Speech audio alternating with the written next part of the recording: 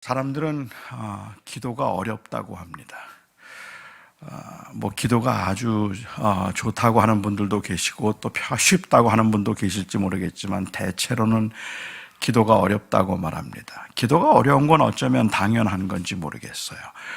유한한 인간이 무한하신 하나님을 만나는 곳이 바로 기도의 자리라면, 그렇다면 우리의 그 제한된 그 이성과 또 우리의 그 제한된 모습으로 그 영원하시고 전능하신 하나님을 만나서 대면한다는 것이 그렇게 쉬운 일은 아닐 텐데, 일반적으로 사람들이 기도가 어렵다고 말한다면 아마 몇 가지 이 의미일 것 같아요.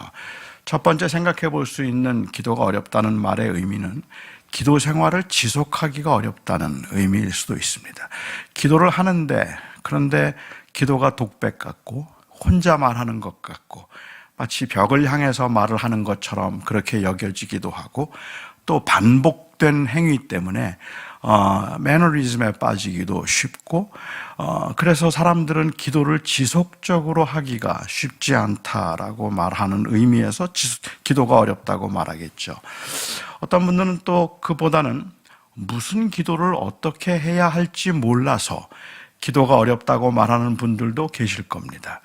이런 기도를 내가 해도 되는가라는 생각도 들고, 내 기도가 너무 정욕적인 것은 아닌가라는 생각이 들고, 무엇을 구해야 하고 무엇을 구하지 말아야 할지를 잘 알지 못하는 저희들로서는 기도를 어떻게 해야 되는지, 아픈 사람을 위해서 기도하면서, 아주 심하게 힘든 사람을 위해서 기도하면서 꼭 살려달라고만 기도하는 것이 맞는 것일까? 아니면 하나님께서 이제 좋은 곳으로 인도하실 것이니 그냥 마음의 평안을 달라고 기도하는 게 더 맞는 걸까? 그것도 때로는 확실하지가 않습니다. 사람들이 기도가 어렵다고 말하는 또 다른 이유가 있다면 그것은 기도의 응답이 잘 안 된다는 말입니다.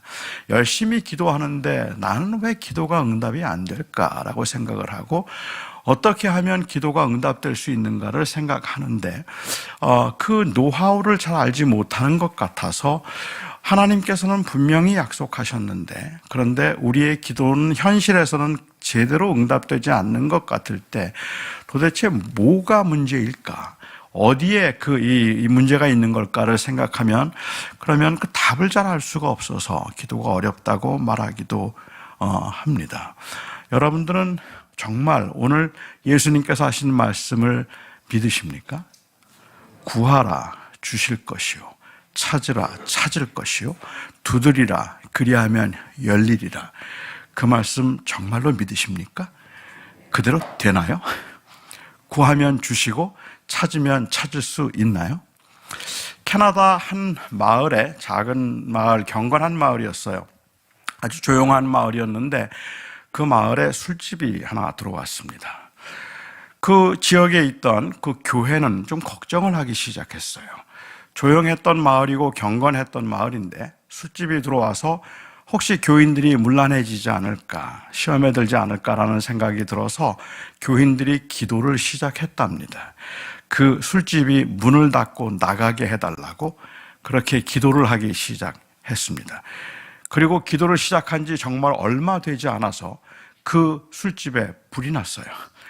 그리고 그 술집이 완전히 다 전소되어 버렸습니다. 그렇게 술집이 다 불에 타고 난 다음에 이 술집 주인이 교회를 상대로 소송을 걸었습니다. 교회가 기도를 해서 불이 났으니까 교회가 배상을 해야 된다는 것이었습니다. 그리고 교회는 변호사를 선임해서 우리가 기도해서 그런 게 아니다 라는 것을 변호하기 시작했습니다. 술집 주인은 아니, 기도했기 때문에 불났다고 말하고, 교회는 기도해도 그런 일이 일어나지 않는다고 그것을 계속 강조했습니다. 판사가 나중에 말하기를 분명한 것은 술집 주인은 기도의 능력을 믿는 것 같고 교회는 기도의 능력을 믿지 않는 것 같다라고 그렇게 이야기를 했다고 해요. 우리는 기도를 하면서도 사실 우리의 기도가 정말 응답될 거라는 기대는 많지 않은 경우도 있겠고, 때로는 그래서 우리의 의심이 우리의 기도가 응답되지 못하도록 한다고 생각하지만, 엄밀한 경우에 우리가 일반적으로 말하는 그 믿음의 반대말로 의심이라는 것은 사실은 그것이 될까 하는 것을 우리가 진지하게 고민해야 되는데, 이 의심의 반대말로 믿음은 사실은 일종의 정신통일이에요. 된다, 분명히 될 것이다, 될 줄로 믿습니다, 그러면 될 것이고, 될까라고 생각하면 안 된다고 생각하는 그러한 것이라면 그게 진정한 의미에서의 신뢰를 의미하는 것은 아닐 것 같습니다. 저는 왜 우리의 기도가 응답되지 않느냐라고 누가 묻는다면, 오히려 제가 반문하고 싶은 질문은 왜 응답이 안 되었다고 생각하느냐라고 묻고 싶어요. 우리가 기도가 응답이 안 되었다고 생각하는 이유는, 그것은 어쩌면 우리가 기도를 하면 내가 기도한 대로 될 것이라고 하는, 내가 구하면 구한 것을 그대로 주실 것이라고 하는 그 기대 때문일 텐데, 주님은 그 약속을 하신 적도 없거니와 또한 그것은 그리 건전하지도 않을 수 있다고 제가 생각하는 건, 우리는 구하면서도 무엇이 좋은 것인지를 몰라요. 사실은 그래서 굉장히 위험해요. 하나님이 만일 우리가 구한 대로 주신다면 그것은 저희들에게는 정말로 위험한 일이라 함부로 입을 열지 못할 것 같아요. 잘못 구하면 오히려 그것이 해가 될 수도 있는 그러한 것들을 우리는 구할 수 있으니까요. 그런데 우리는 마음 놓고 우리의 필요한 것들을 구할 수 있는 그 이유는, 하나님이 내가 구한 것을 주시는 것이 아니라 오늘 말씀처럼 하나님은 나에게 좋은 것을 주실 것이라는 믿음 때문이에요. 하나님은 내가 구한 것을 주시기보다 내가 무엇을 구하든지 좋은 것을 주실 것이라는 그 믿음 때문에 우리는 편안하게 우리의 원하는 것들을 구할 수 있다는 말입니다. 구한 대로 주시지는 않으니까. 주님께서 오늘 이 말씀을 하시고 난 다음에 하신 비유가 재미있잖아요. 자식이 떡을 달라 하면 돌을 줄 아비가 있겠으며, 자식이 생선을 달라고 하는데 뱀을 줄 아비가 있겠느냐라고 그렇게 말씀을 하셨습니다. 너희가 이 악한 아비라 할지라도 자식에게 좋은 것을 줄 줄 알거든 하물며 하늘에 계신 너희 아버지께서 너희에게 좋은 것을 주시지 않겠느냐고 말씀하십니다. 우리가 만일 구할 때 떡을 구한다면, 배가 고파서 먹겠다고 어린아이가 떡을 구한다면 좋은 아버지가 떡을 줄까요? 돌을 줄까요? 당연히 떡을 줍니다. 그 당시 팔레스틴 지방에서는 이 돌과 떡이 좀 비슷하게 생겨서 아주 어린아이들의 경우는 때로는 구분을 못할 수도 있다 그래요. 딱딱하고 그리고 둥그렇고 또 거무틱틱해서, 그래서 돌과 떡이 잘 구분되지 않는 경우도 있다고 하는데, 이 어린아이가 먹겠다고 떡을 달라고 말을 한다면 그것이 떡인 줄 알고 있는 아버지의 입장에서는 당연히 떡을 줄 겁니다.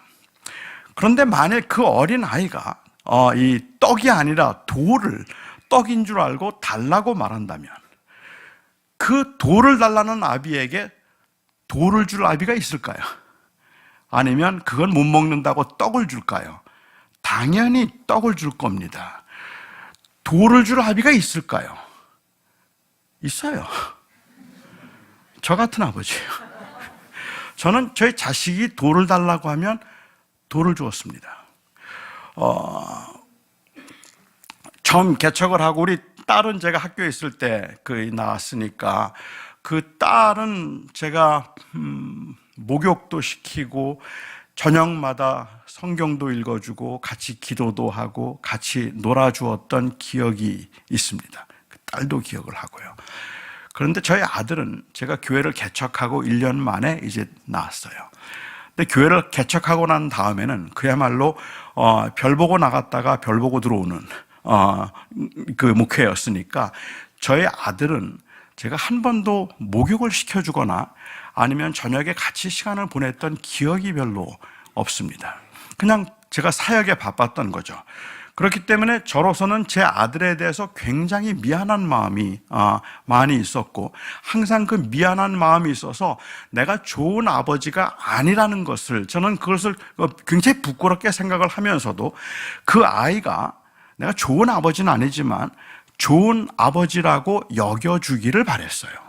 좋은 아버지라고 생각해 주기를 바란 거죠. 그러니까 어쩌다 한번 제가 아이를 데리고 쇼핑을 가면, 이 마켓에 가면 저희 아들이 저에게 그래요. 아빠, 아이스크림 먹고 싶어.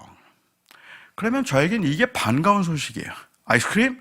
그럼 사줘야지. 누가 사달라는데. 그리고는 제가 아이스크림 코너에 가서 그 아들에게 말합니다. 내가 원하는 거 뭐든지 골라라. 내가 다 사준다. 그러면 아이가 너무 좋아하면서 아이스크림을 이것저것 다 골라요. 그리고 난 다음에 아빠 빵도 먹고 싶은데 그럼 빵 사줘야지. 그리고는 또 데리고 가서 그 빵 파는 코너에 가서 빵을 마음대로 사줘요. 그렇게 잔뜩 사가지고 오면 제 아들이 항상 하는 말이 있습니다. 아빠가 최고래요. 엄마는 안 사줘. 그런데 아빠는 다 사줘서 아빠가 최고야. 그 말이 얼마나 듣기 좋은지 아세요? 그리고 제가 그렇게 사가지고 집에 들어가면 제 아내가 난리가 납니다. 이거 다 먹고 애가 죽어도 좋으냐더니 뭐 협박도 하고 도대체 뭘 생각하고 이걸 다 사줬느냐고 막 야단을 치는 거예요. 제 아내는 그것을 사주지 않고 아이에게 조금 이 원망 비슷한 소리를 듣는다 할지라도 제 아내의 궁극적인 관심은 그 아이의 웰빙이에요. 그리고 저의 궁극적인 관심은 아이의 웰빙이 아니라 저의 궁극적인 관심은 저의 reputation이에요. 아이가 저를 어떻게 생각해 줄까? 그게 저에게는 제일 관심사였기 때문에 좋은 아버지라고 생각해 주기를 바랬어요. 좋은 아버지라고 여겨주기를 바랬기 때문에 아이가 용돈 달라면 용돈 주고 아이가 뭐 해달라면 해주고 다 해주는 거죠. 그 아이에게 정말로 이게 필요한 걸까? 이게 좋은 걸까? 그걸 생각할 여유도 없이 그냥 다 주는 겁니다. 왜냐하면 저는 제 이름이 중요했기 때문에 그 아이의 웰빙보다. 만일 하나님은 좋으신 하나님이라고 하는 그 이름만을 주님께서 원하시고 우리가 구하는 것은 다 주시는 좋은 하나님이라는 그러한 이름을 원하셨다면 우리가 그것이 독이든 아니면 떡이든 돌이든 하나님께서 주실 겁니다. 구하는 건 다 주실 겁니다. 하지만 그것은 너무 위험한 일이겠죠. 그래서 자식이 돌을 달라고 하면 이 돌을 줄 아비가 없는 거죠. 당연히 돌을 달라고 해도 떡을 주어야 합니다. 만일 안 구하면 어떨까요? 아무것도 달라고 하지 않으면 아비가 자식에게 떡을 줄까요? 안 줄까요? 주어야 좋은 아버지죠. 아이가 굶고 있다고 생각하면 당연히 주어야 할 겁니다. 그렇죠? 사실 하나님께서는 우리에게 좋은 것들을 우리가 기도하지 않아도 주세요. 기도하지 않아도 주십니다. 저는 제가 지금 누리고 있는 소위 말하는 그 좋은 것들이 모두가 다 제가 기도해서 얻은 응답이 아닙니다. 때로는 교만해서 기도하지 않았고, 때로는 게을러서 기도하지 않았고, 때로는 제가 무정해서 기도하지 않았는데, 그런데도 불구하고 지나서 보면 하나님께서 저에게 필요한 것들을 주셨더라고요. 그래서 지금 제가 누리고 있는 좋은 것들이 모두가 다 제가 열심히 기도해서 얻은 기도로 인한 수확이 아니라 사실은 하나님의 선하신 인도하심 가운데 저를 위해서 준비하셨던 것들이죠. 저는 교만한 마음 때문에 옛날 제가 청년 때만 하더라도 배우자를 위해서 기도하는 게 굉장히 중요했어요. 다들 배우자들을 위해서 기도하라는 거예요. 근데 저는 한 번도 배우자를 위해서 기도한 적이 없어요. 모든 자매들이 저를 좋아하니까 제가 뭐 기도할 필요가 없더라고요. 그냥 난 너 그러면 네 그랬으니까. 그런데 무슨 배우자를 위해서 기도하겠습니까? 하나님 내가 다 알아서 합니다. 이런 식이었겠죠. 그래서 저는 배우자를 위해서 한 번도 기도한 적이 없는데 하나님께서는 저에게 최고의 배우자를 주셨어요. 지금 제 아내는 제 기도의 응답이 아닙니다. 하나님의 섭리입니다. 자, 지금 제가 좀 문제가 좀 생겼습니다. 그렇죠? 기도를 이야기하면서 이렇게 얘기하면 안 되는 건데, 근데 제가 지금 문제에 빠졌어요. 떡을 달라고 하면 떡을 주시죠. 돌을 달라고 해도 떡을 주시죠. 안 구해도 떡을 주시죠. 그러면 왜 기도해요? 기도는 왜 하죠? 저는 여기에 문제가 있다고 생각해요. 주님께서 오늘 기도하라고 말씀하실 때, 구하라고 말씀하실 때 그 의도는 단순히 이 기도가 우리가 이 땅에 살아가면서 필요한 것들을 얻고 채울 수 있는 수단을 말씀하고 계시는 것이 아니라 오히려 좋으신 우리의 아버지를 경험하는 관계를 위해서 주님께서는 기도하라고 말씀하신다는 말이죠. 그 아버지와의 관계를 확인하고 그 관계를 누리며 살도록 하기 위해서 주님께서 말씀하신 건 내 일상에 필요한 모든 것들을 가지고 나오라는 거예요. 그래서 내 일상에 필요한 모든 것을 하나님 앞에 구하여서 하나님이 너희의 좋은 아버지인 것을 알라라고 이야기를 하는 거죠. 그 하나님께서 우리의 기도를 다 들으시고 응답하시는 분인데 우리가 구한 대로 주시는 것이 아니라 우리에게 좋은 것을 주심으로 하나님의 좋은 아버지 되심을 우리로 하여금 경험하도록 하기 위한 것이 기도이지, 그 관계를 생각하지 않고 그냥 어떤 이 큰 부자 매니저인 이 하나님을 어떻게 하면 마음을 잘 구슬러서 그 필요한 것들을 얻어낼 수 있겠는가 하는 것이 기도의 목적은 아니었다는 말입니다. 제가 신학교에 있을 때 저희 교수님 중에 한 분이 닥터 그린웨이라고 하는 분이 계셨습니다. 이 그린웨이는 멕시코에서 한 12년 동안 선교를 하셨던 분입니다. 그분이 멕시코 선교를 하는 중에 있었던 일을 한번 저희들에게 나누어 주신 적이 있는데요. 한 번은 밖에서 누가 문을 두들기더래요. 나가보았습니다. 그랬더니 한 10살쯤 되어 보이는 여자아이가 문 앞에 서 있었습니다. 얼굴 행색은 너무 초라했고 그리고 얼굴에는 두려움이 가득했고 아주 꾀죄죄한 모습으로, 더러운 모습으로 그 앞에서 이 눈치를 보면서 문 앞에 서 있는 거예요. 그 모습이 너무 불쌍해서 들어오라고 했습니다. 집에 들어오라고 하고는 무슨 일인가 물었어요. 그랬더니 그 아이가 말하기를, 조심스럽게 말하기를, 자기 엄마는 자기가 3살 때 죽었고 그리고 아버지는 알코올 중독자였는데 4개월 전에 술에 취한 아버지가 자기를 총으로 쏴서 죽이려고 해서 집에서 도망 나왔다고 했습니다. 그렇게 집에서 도망을 나와서 그 여기저기 도시를 다니면서 전전긍긍하면서 쓰레기통을 뒤져서 끼니를 때우기도 하고 구걸을 하기도 하고 그냥 굶기도 하면서 흘러서 그 마을까지 온 거예요. 그리고 그 집이 선교사의 집인 것을 알고는 저녁 한 끼를 얻어 먹을까 해서 너무 배가 고파서 그래서 문을 두들긴 겁니다.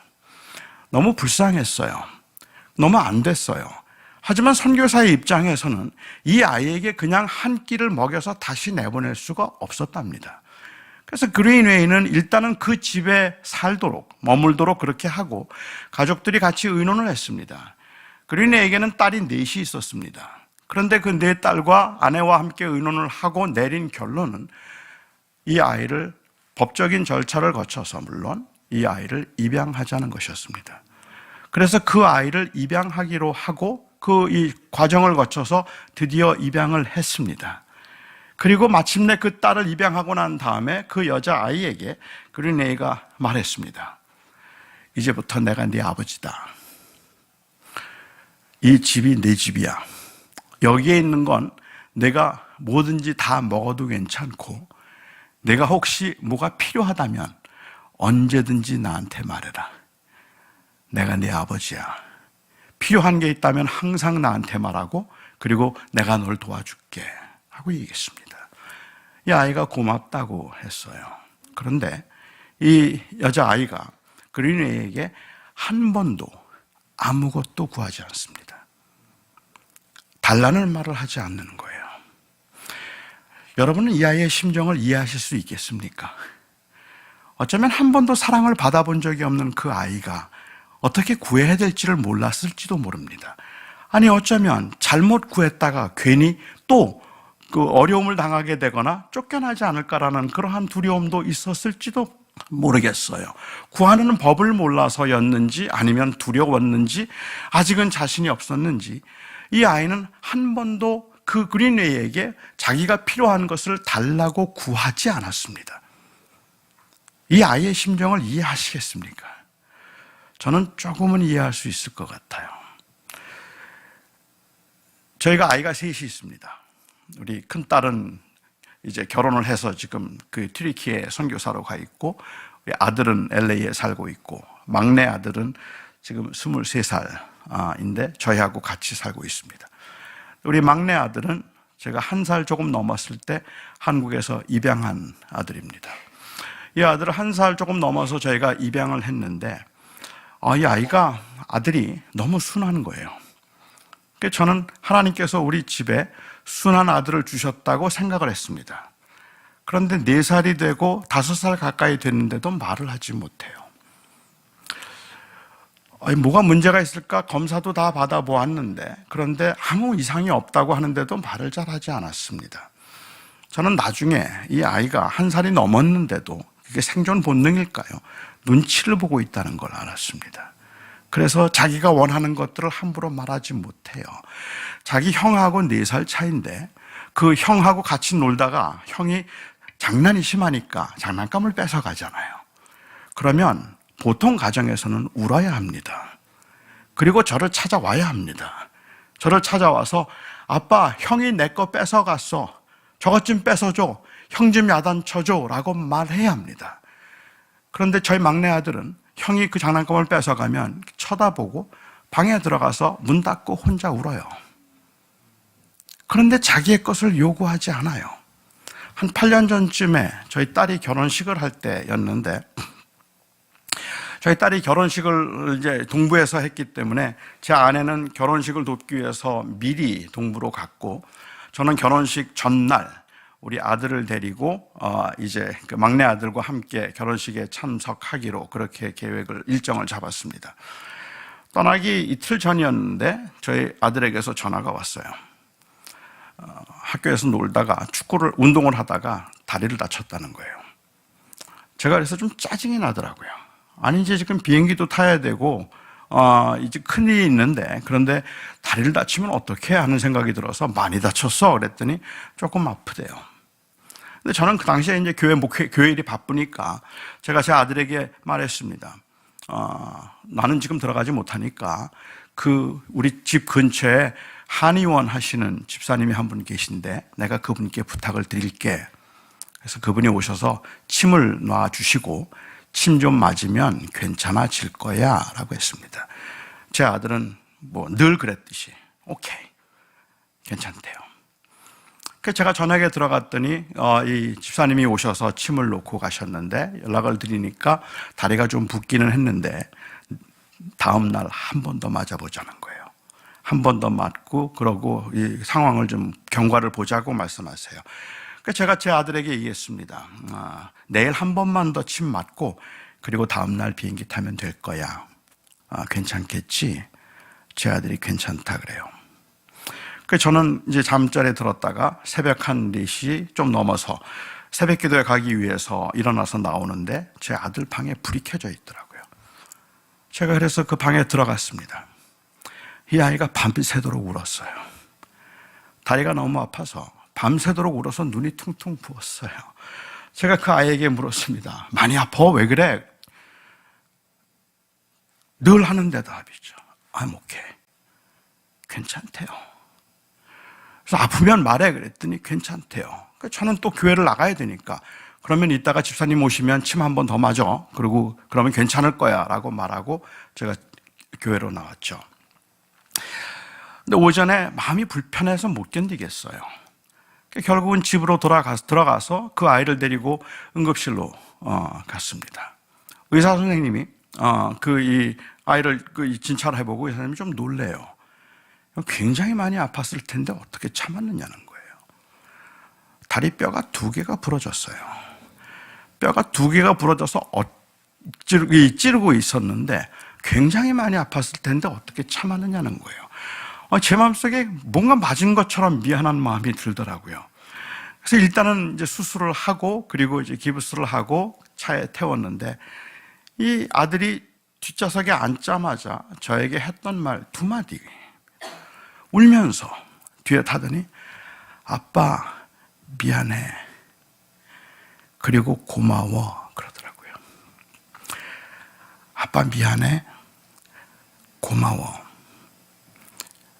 그 말을 듣는데 제 속에 뭐가 확 올라오는 것 같았어요. 너무 화가 치밀어서 제가 소리를 질렀어요.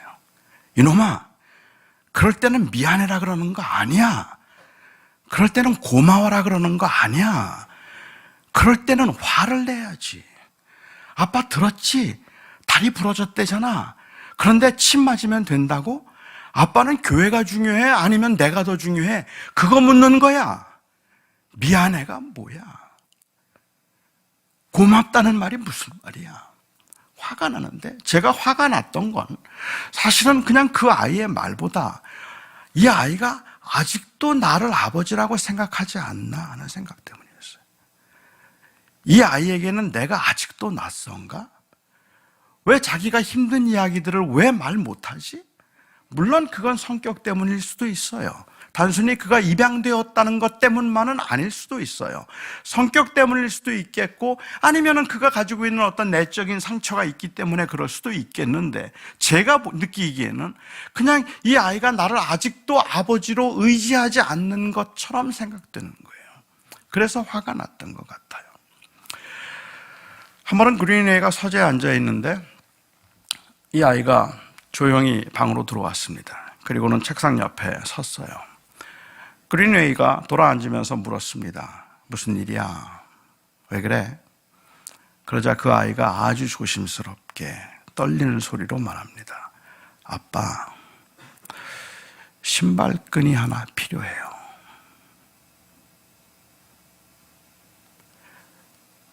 그 말을 듣는 순간 그린웨이는 돌아앉아서 울었다라고 고백을 해요. 돌아앉아서 울었다. 신발끈을 구한 게 대단한 걸 구해서가 아닙니다. 얘가 나보고 아버지라 그랬다. 그리고 자기의 일상에서 부족하고 필요한 것을 드디어 나한테 구했다. 그것이 그에게는 너무 감격이라서 그래서 그가 울었다라고 얘기합니다. 저는 이게 기도라고 생각합니다. 주님께서 우리에게 가르쳐 주신 무엇이든지 구하라고 말씀하실 때, 무엇이든지 구하라고 주님께서 말씀하신 의도는 단순히 우리가 필요한 것들을 체험받을 수 있는 수단으로서 주님께서 어떤 장치를 만들어 놓은 것이 아니라 내가 네 아버지다 말씀하시는 겁니다.